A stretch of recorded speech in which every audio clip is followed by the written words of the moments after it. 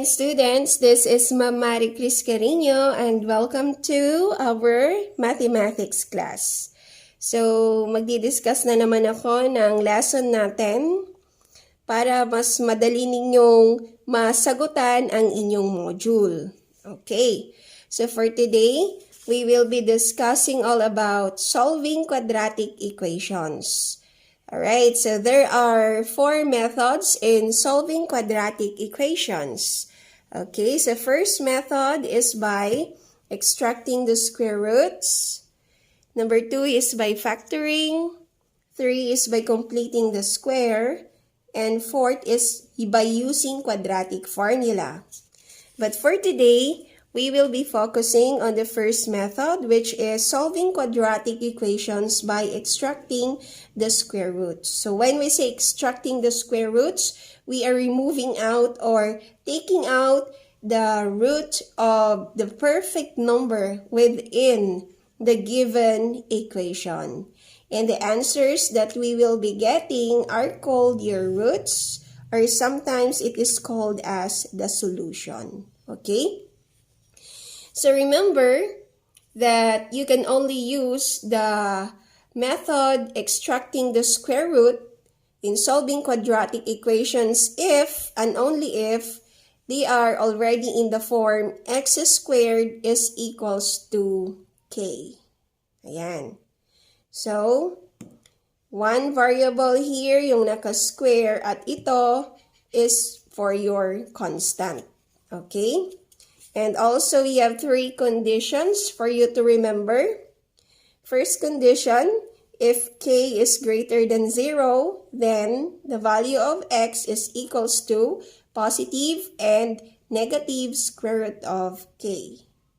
So, positive and negative, ibig sabihin, you will be getting 2 roots or 2 answers. But if k is equals to 0, then x is just simply equals to 0. And if k is less than 0, meaning mga negative numbers, like negative 1, negative 2, and so on and so forth, then your x has no real roots or they are imaginary. Okay? So in this lesson, it is also important for you to know how to identify perfect numbers and non-perfect numbers. So when we say perfect numbers, these are the numbers with exact square roots. Okay, for example, 9, 16, 25, 100, and 169. Okay, so yung square root of 9 is 3, square root of 16, 4, square root of 25 is 5, square root of 100 is 10, square root of 169 is 13, and so on and so forth. So, pag non-perfect numbers naman, syempre, these are the numbers without exact square root. Okay? So, or magkakaroon ka ng decimal numbers like 11, 15, 17, and 72, and so on and so forth.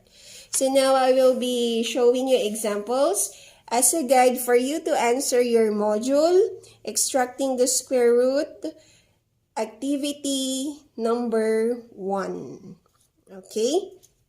So in this example, we will be dealing with perfect numbers. So paano ba siya isosolve? Napakadali lang. Okay? So let's try these examples. A squared equals to 49. Okay, ang pinaka first step nyo dyan is just to put a radical sign on both sides. Ayan. So, don't forget the radical sign. So, and then afterwards, you just have to solve it or simplify. Ayan. So, what is the square root of a squared? It is just simply a. What is the square root of 49? Yes, that is 7. However, always remember that in solving quadratic equations and using the first condition kanina, k is greater than 0, you will be getting 2 answers, which is positive and negative. Ayan. So, the roots are a is equals to positive 7 and negative 7. Okay, second example. Y squared is equals to 121. So step 1, put a radical sign on both sides and then simplify. So what is y squared? Just simply y equals to square root of 121. That is 11, positive, and negative. Okay. Ma'am, bakit ba kasi positive and negative? Ayan. So, check natin. Consider muna natin yung positive. Okay, for example here, positive 7 times positive 7, that is 49. So, negative 7 times negative 7, that will give you 49 also. Kaya, dalawa yung sagot mo. Okay? Now, second example.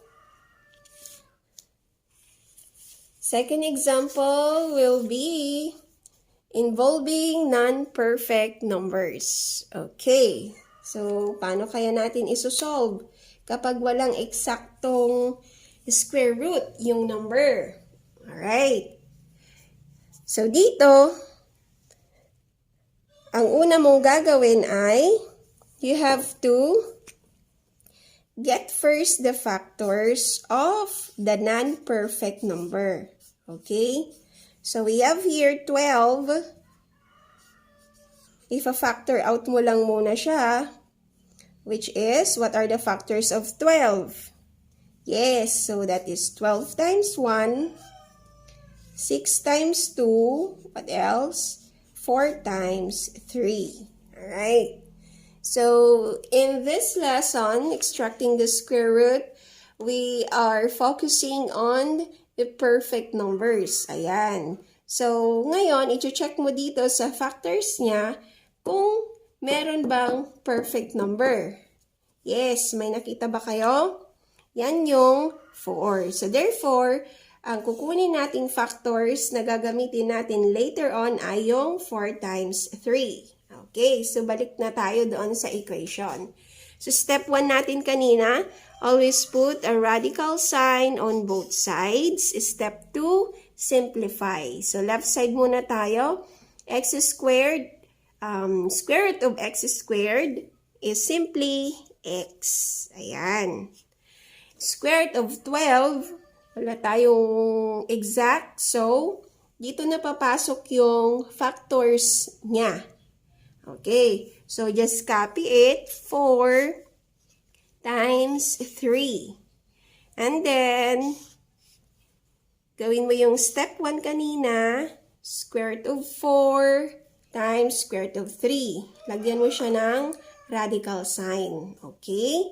So now, extract mo na siya. Okay. Dito sa first factor niya, meron na bang square root ito?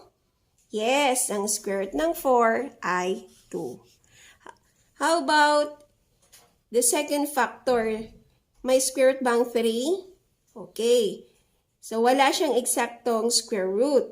So, pag walang eksaktong square root, you just simply copy it like this, square root of 3 beside 2. And then, don't forget, positive and negative. Okay? So, one more example. Y squared equals to 50. 50 is a non-perfect number. Alright? So, ang gagawin natin, ano ulit? Yes, ifa-factor muna natin sila. Identify the factors. What are the factors of 50? Okay, we have 50 times 1, 25 times 2, and 10 times 5. Alright, do we have other factors? Okay, so ito lang yon. Now, identify mo kung may perfect number ba dito sa mga factors niya. Yes, meron. At yun ay 25. Kasama niya si 2. So, ito ang pipiliin natin. So, balik na tayo dito sa ating quadratic equation. So, step 1 again, put a radical sign on both sides. Okay? Then, simplify. Square root of y squared is equals to y equals to, what is square root of 50? Ayan. So, gamitin natin yung factors doon. So, 25 times 2. And then, put a radical sign. Ayan. So, may ma-extract na tayo. So, square root of 25, that is simplified, square root of 2, non-exact value. So, just copy it beside 5 and don't forget positive and negative. Okay. O, diba? Ang dali-dali lang. Basta alam mo lang mag-identify ng perfect and non-perfect number. Okay. What if you have a negative number? Alright. So, kanina, balikan natin yung condition. Sabi dito, if k is less than 0, then automatic x has no real roots. Okay. So, therefore, kapag meron kang negative number or negative number yung kasama ng x squared mo, then just put no real roots. Okay? Alright, so that's it. Very easy, diba? So, you can start now answering your activity 1 on your module, extracting the square roots. Good day!